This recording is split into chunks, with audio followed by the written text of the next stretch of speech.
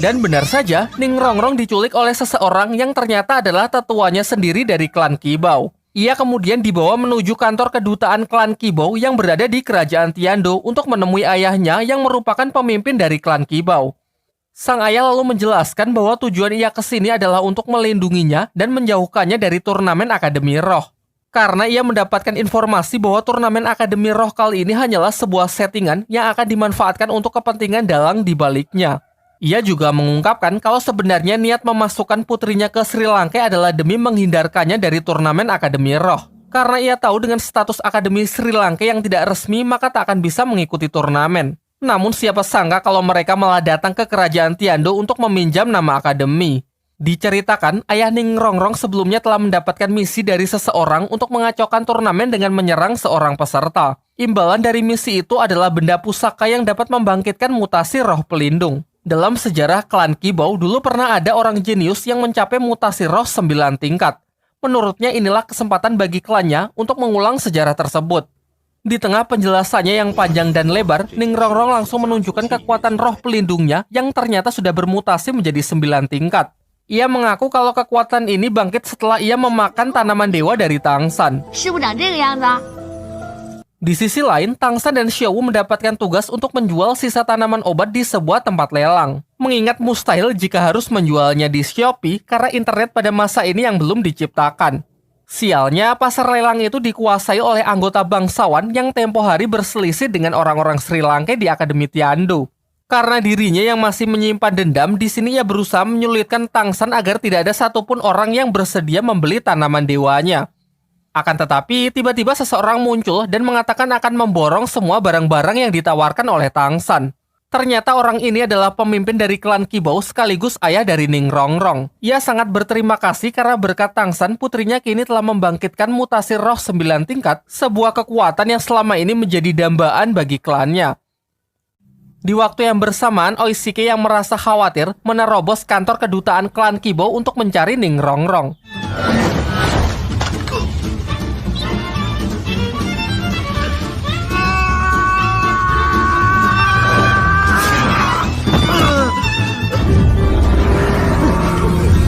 Dengan kemampuan seadanya dibarengi tekad yang kuat, ia pun melakukan perlawanan dan berhasil menerobos pasukan untuk membawa kabur Ning Rongrong. Tentunya tak semudah itu. Ia yang hanya bertipe support sangat kewalahan berhadapan melawan tetua klan Qibao yang sedang berjaga di sana. Namun ternyata di sini ia hanya bersandiwara dan berpura-pura jahat untuk menguji kesungguhan hati dari Oishike. Dan benar saja, Oishike sangat serius untuk mengorbankan dirinya dan menyuruh Ning Rongrong untuk pergi terlebih dahulu. Singkat cerita, berkat kecerdikannya, ia mampu meloloskan diri bersama Ning Rongrong menggunakan kiwi terbang dari salah satu kemampuan roh pelindungnya.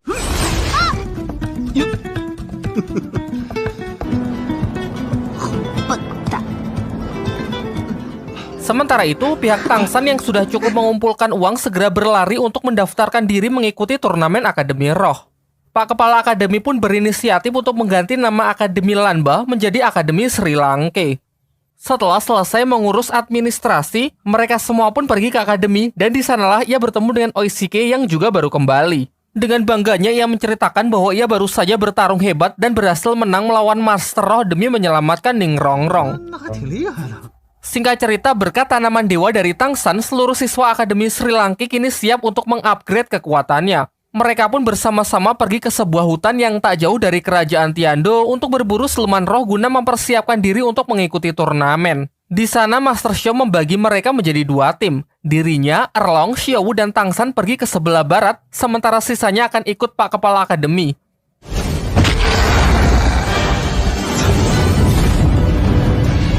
Dari sini diperlihatkan kemampuan roh pelindung dari Liu Erlong yang bernama Naga Api Ungu tengah bertarung melawan siluman roh berwujud ulat.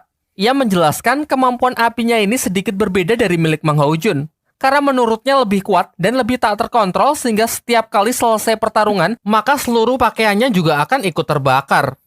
Diceritakan pernah ada kejadian kocak dulu saat masih satu tim dengan Master Xiao di segitiga besi emas.